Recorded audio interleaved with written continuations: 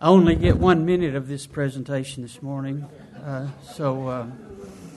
Tim has about 6,000 slides that he wants to show, but I got the opportunity to share things with you a week or so ago about things that's changed my life. And one thing that I mentioned was this trip to Kenya, of course. But I wanted to mention one more thing that changed my life, and that was being with this brother, Tim Brumfield. You all know him well, and I thought I knew him well, and I loved him for his evangelistic spirit. But to be with him and see that spirit in action is something else that has changed my life forever. And so I just wanted to say that about him because he would never say anything about himself. That's just the way he is. But he's a tireless worker. There were times I wanted a day off, but Tim said no day off. So I had to fake food poisoning to get a few days off. No, I didn't fake food poisoning. I really did get it, and thank goodness I had some time to rest.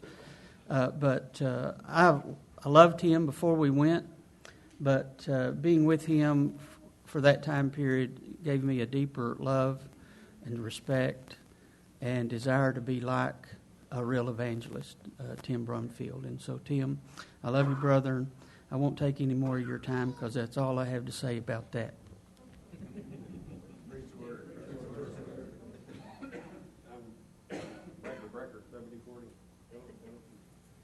I really enjoyed the time with Speedy. I loved him before we went, and then I went to Kenya with him. And I love him even more now. Wonderful, wonderful brother. Got to go with Speedy to the school of preaching there in Medu town. Medu is a county as well in central Kenya.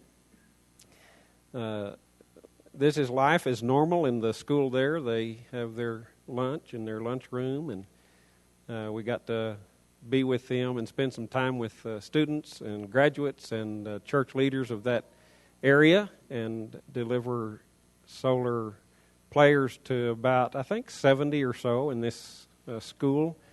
We really enjoyed the time there and the people, their excitement and joy as they discovered this amazing little device and began to imagine all kinds of exciting ways they might put this into use. Then we took off on another venture to Machigini. On the way, after about 30 kilometers on the highway, we got to Kagaini, where there is a church, the nearest church to Machigini. Machigini is a village where we went. Several of the brothers from that school went to help us, and this is their transportation. They rode in the back of this truck, and the brother there in the orange and white and black shirt is Brother Zacchaeus, and he's not a short man, but he is the owner of that truck, and that was his business we saw there earlier. And this is the church building that they meet in.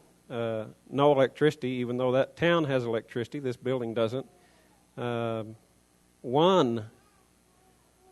Maybe one church that we went to this whole time had electricity. As far as I can remember, that was the only one in Nairobi that actually had electricity. But this is a very, very nice church building. It's kind of small, but Speedy ate that meal and shouldn't have. That's what gave him food poisoning, we think, probably. And the reason is they don't know that meat and eggs and butter is supposed to be refrigerated. They didn't learn that yet. But their bodies are used to it. Right there at Kagaini, we met these two people on the motorcycle. On the back is the chief of the area, and then on the front in the blue is his driver, the secretary of the chief. Down the road to Machigini, about 30 kilometers down dirt road.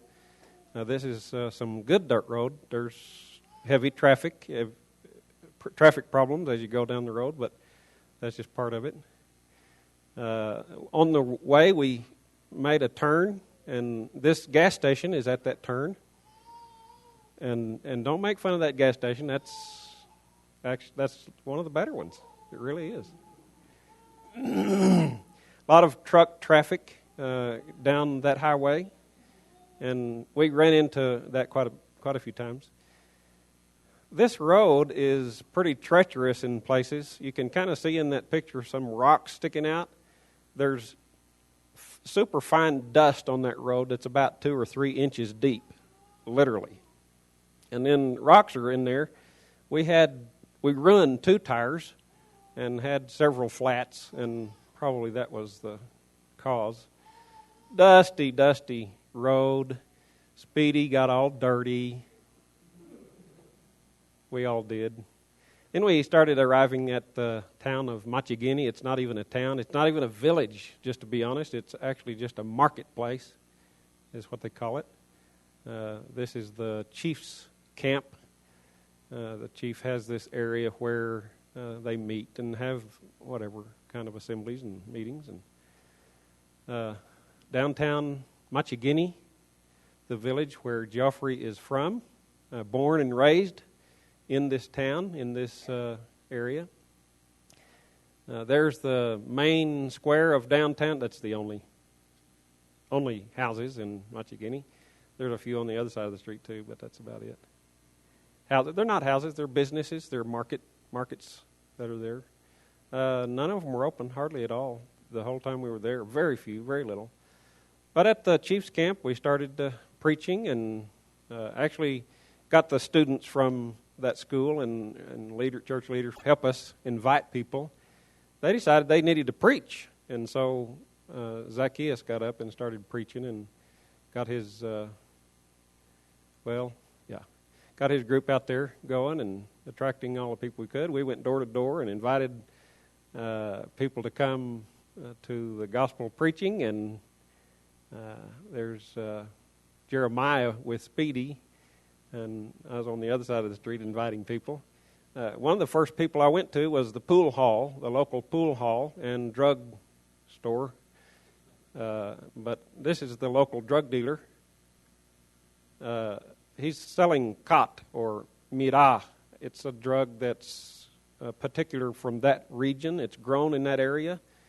Legal in Kenya, not in the U.S., not in most places of the world. And so people chew that stuff and get a high and whatever. A few of the people that were helping had solar players, and we gave a few out to people in the city of Machigini. Here's the secretary again that we saw a little earlier. He was there all the time. He was actually one of our guards. The chief and the secretary were our security as well. Several religious people. Particular church wears this kind of headdress. But they call themselves Christians, I think kind of Pentecostal people. Geoffrey, there in the hat, the Texas Tech hat, has friends everywhere. I mean, he knows everybody. This is a friend of his family, and we spent a little bit of time visiting them. More truck traffic down the road. Flat time. We learned how to change tires real fast. This is in Meadowtown, where we actually were staying. It's 60 kilometers away from Machigini, but mosques here and there, quite a few. Me and Geoffrey were in the car going from school to school while everybody was going house to house, and we handed invitations to the school children to take home to their parents to invite them to come to hear the gospel preaching. We had this group, and then they left for lunch, and then we had another group about that size too. It was really exciting. Then we went to a little preschool and invited the teachers and gave them some invitations to spread around as well. This is the home place, the farm where Geoffrey was born and raised. And there are a couple of sisters over there cooking lunch, getting lunch ready. This is the storage bin where Geoffrey had scheduled for us to stay while we were there. That's where Speedy wanted to stay, but I decided we wouldn't want to go to a nice hotel. Not really true. Lunch, rice and beans. Beans are a little expensive, so it's usually rice or corn and whatever else, but rice and beans that day. So since we were buying the lunch, they got the expensive food. This is the foundation of the house where Geoffrey was born. He's showing us written into the concrete his name that he wrote when he was little. Every few meters we'd stop and he'd greet another friend. I think this guy is going to become a Christian very soon. His name is James. More truck traffic down the highway. We set up camp there. They had built a platform for us to stand on so we could preach and all. We're wiring up electric lights used with a battery, so we'd have lights and have some sound, but our sound didn't work very good. Had a little 12-volt PowerPoint projector and putting up a screen. And this is the chief again and the secretary, and they're our guards and helping us. By the way, behind the chief there in the red hat is the jailhouse, in case somebody's naughty. Before the Bible studies every time, we would meet, a couple hours before time and answer questions and study, and there's Speedy preaching away. When we first get started, there's not a whole lot of people around, but when we get going after a while, they start accumulating, and anyway, pretty exciting. Then when you turn the movie on, everybody comes. If we had a decent speaker, we would have had everybody. Speedy is doing all he can to convert the drug dealer of town, and he might become a Christian. I have a lot of hopes for him, actually. The kids were everywhere. There's so many kids, and Speedy, we would either be answering questions or having Bible studies, or Speedy just did such a great job with the kids and, with everybody else as well. Speedy's a lot more evangelistic than what most people give him credit for, I think. But the projector was a little weak, but it did great, and boy, the people just loved it. We showed the Jesus film, and then it's a 2-hour movie of the life of Jesus from the Gospel of Luke, and then we showed the movie, the Jesus film for children, which is a 1-hour movie, and we showed a little bit of it here and there, and boy, they just flocked in. The streets, the roads are covered with people day and night. Doesn't matter what time of day or what time of night. There's people on the road. There's our battery. I played a little music off of my iPhone to attract people to come and let them know that we're in town. We're ready to start. And we had to buy a speaker and an amp because our speaker and amp didn't survive the trip. I have such high hopes. Me and Speedy have such high hopes for some of the young men. Just amazing, ready to take over the world. We gave the chief and a few other people in town a solar player, as well as the secretary and, of course, the new converts there. And there's always a group sitting back by the jail and listening. It's right there close, and so they could hear most everything. And Speedy's preaching there, and Geoffrey is translating to Kimeru, the local language, tribal language. Alcoholism and drug abuse is rampant. I've never seen anything like it. This is just one guy. He was walking down the road with his bike. He couldn't even walk. He couldn't walk his bike. He fell down. He just kept falling down, just as drunk as he could possibly be. And it's just so common. Lots of times we'd have to just pull off the road to let the 2-cow trucks come by. Zacchaeus convinced us that we just had to do some Bible teaching and movie in Kagaini, where he is as well. So we went to the market and set up and preached for an hour or so and showed the movie, and wow. I think there were about 500 people there. Speedy says he thinks there was 5,000. This is the marketplace of Medutown. Medutown's probably, is it like 40,000 people or something, 100,000? I don't know. It's a fairly major city. Again, we were having lots of Bible studies and answering questions before the teaching would begin, and usually would begin late, which is okay. We were having good Bible studies as we went along, and so it was great. Cyprian, the secretary of the chief, was always there. Of course, he was our guard, and so he had to be there. But he was listening. He got an invitation. He read it all, and he was always taking notes. One day, there was a school on our way.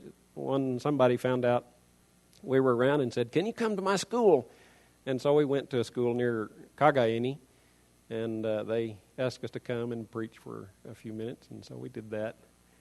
And lots and lots of kids, and I'm just so open to hear. I mean, it's certainly no problem to preach the gospel in a school in Kenya. Speedy taught them how to sing and sign "Jesus Loves Me." Then we went and found a good baptizing spot, thinking we might need a baptizing place.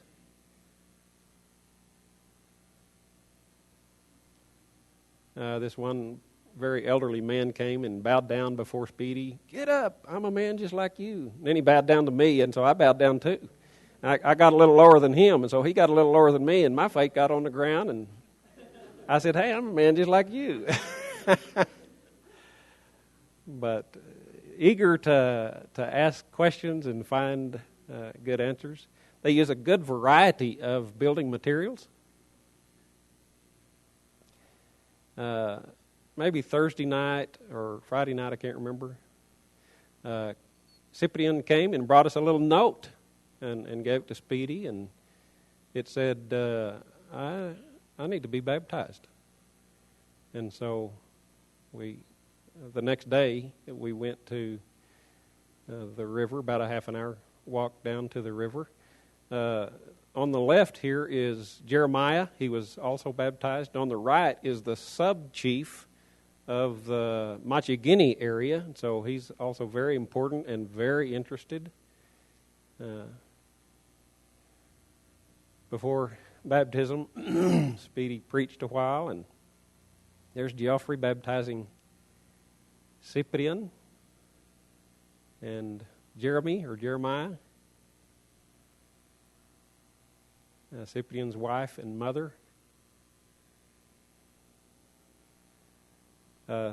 Unrefrigerated meat, that's the norm. One day, the Sunday actually that we were about ready to leave, got to visit a congregation there. We told them we had to leave by 12:30, and we did. They were just getting started, literally. I preached for 15 minutes, I think. Did Speedy? You probably preached for 15 minutes. I don't remember. And we said, "We're sorry, but we have a meeting to go to." And it was the first meeting of the Machigini Church of Christ. So we weren't going to be late that time. And that was pretty sad for them. But they had each one of their young groups get up and sing a song and introduce each person. Introduce each person means get up and say whatever the Spirit wants you to say. That's the way they see it, really. And so they may talk for a while, each adult. And so that took a lot more time than what we had to offer. So here's Geoffrey preaching his first sermon at the first assembly of the Machigini Church of Christ, and he did a fabulous job as far as we know. We don't understand Kimeto very well, but but it sounded good. And he preached about Philemon, and it was good. So we had a lot of visitors on our first Sunday, and it was just a great time. We started almost on time. We had reserved some chairs from a church there nearby, and so they didn't arrive as early as we had thought. This young man surely will become a Christian soon, we think, and just another really exciting young man.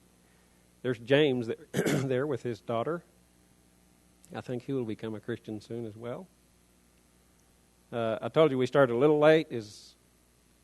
We're scheduled to start at 3 o'clock, and we started at about 6. So we were just a little late. And took a few pictures as we were ready to leave. This is Cyprian and his family, and then Jeremiah down at the bottom. Before we left Meadowtown, there in the hotel, I had brought some solar panels that I'd constructed here at home, and one of them did not survive the trip, so we helped Geoffrey learn how to build his own solar panels. So basically, he has all of the equipment, all of the materials to build bunches of solar panels now, and could certainly support himself.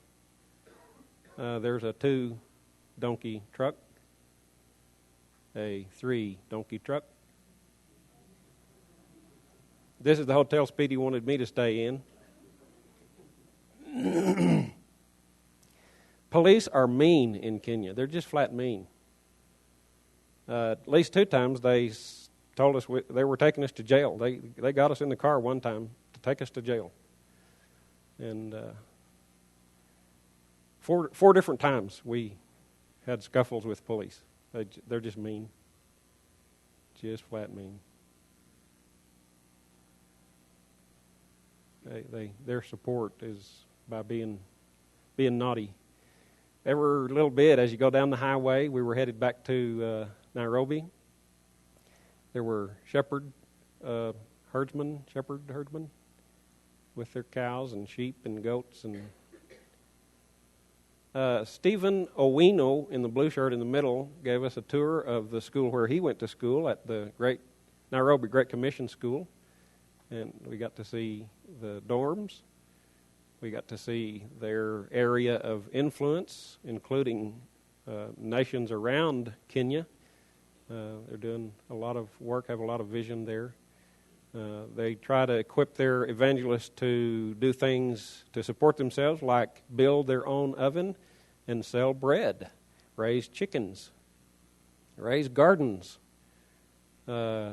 We had a little bit of time with the administration and faculty and several guests, graduates of that school, to demonstrate the solar Player 2 that we were about to distribute in Nairobi, and met with several of their the faculty, staff, and several of their branch school administrators. Then we got into Eastleigh. The United States government says, do not go to Eastleigh. It is Somali town. And they're right. And we got deeper into Eastleigh and deeper into Eastleigh and deeper into Eastleigh, and right down in the middle of Eastleigh is the KCITI. I don't know what that means. It's a technical school. Kenya Christian Technical School of some kind. This is Berkeley Hackett. Started the work there and was there for many years. Passed away maybe 2 or 3 years ago, and he has built this. Here's the school, this vocational school, all of the different trades, including, as you look down in that list, theology. So they have their own school of preaching there, their automotive department, electrician work, gardening, drip irrigation, and their preaching school. And so they let us teach a little bit.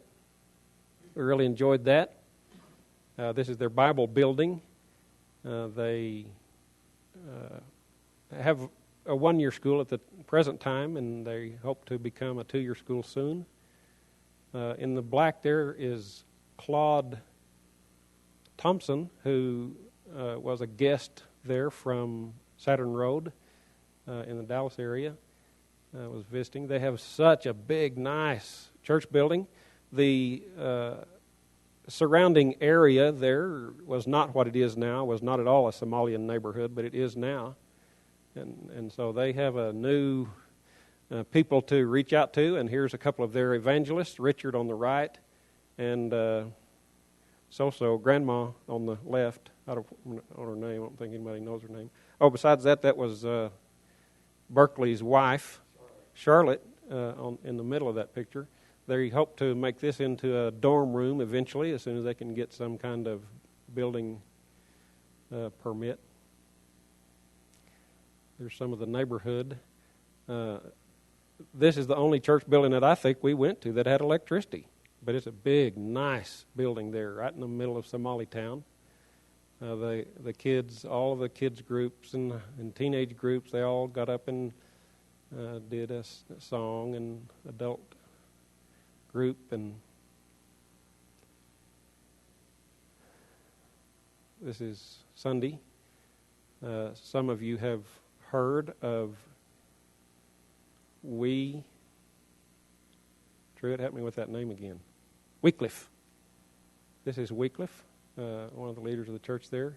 Some of you have heard of Abijah. What's his name, from Ethiopia?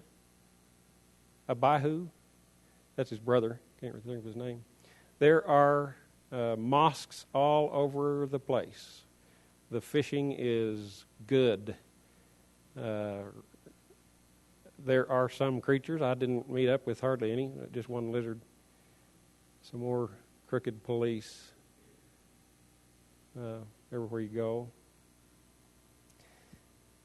Then Richard took us to visit 6 different churches. There was no bell.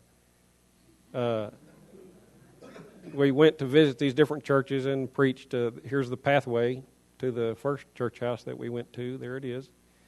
And we got inside and preached for a while. Me and Tim Speedy had just left, and Tim Burrow had just arrived, and we preached for an hour or so each.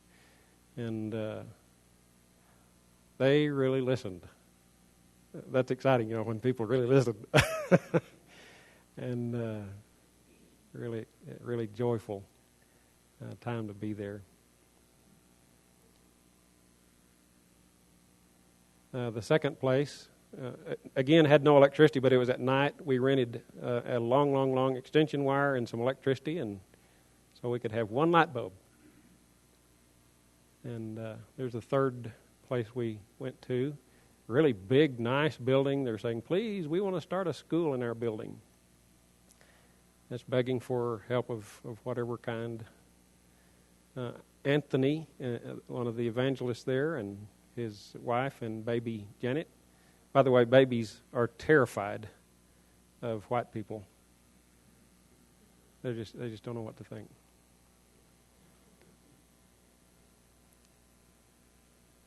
Another church. By the way, these people clap. I mean, they clap all the time.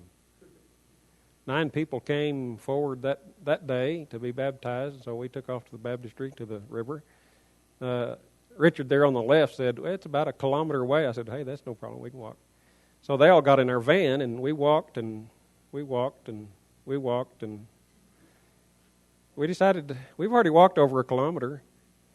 And by the way, here's a motorcycle passing by. Let's flag him down. So we did. And we flagged down 1 or 2 or 3 motorcycles and took off. And we rode that motorcycle. And we rode that motorcycle. We rode that. I'm telling you what. It was at least 10 kilometers away, probably 15. And, of course, we were completely covered with dust by the time we got there, and baptized 9 people, I think 9, something like that. And it was really humid right there, and sweat was running down our face. And I finally just gave in and wiped my eyes out with my shirt sleeve, and my shirt sleeve was brown as could be then. But it was great. It's so rewarding. We got back after being in the hot Kenya sun for 2 hours, thoroughly burnt and covered with dirt. And so we had our feast. And quite an exciting time, just as exciting as can be. So rewarding. Then we got to the last event, which was the solar distribution in Nairobi at KCITI, this big, nice church building. I'd invited a bunch of preachers. We probably gave out 120 or so that day. So exciting. By the way, that's a Somalian brother that is getting that. Please don't let anybody see his picture. There's a line of people coming to get their solar players. And they just loved it. Claude helped us. And they were so happy. Anyway, it was so exciting to see their reaction. This is Sunday morning assembly. And anyway, it was a great joy. I thank God for great opportunity. Thanks.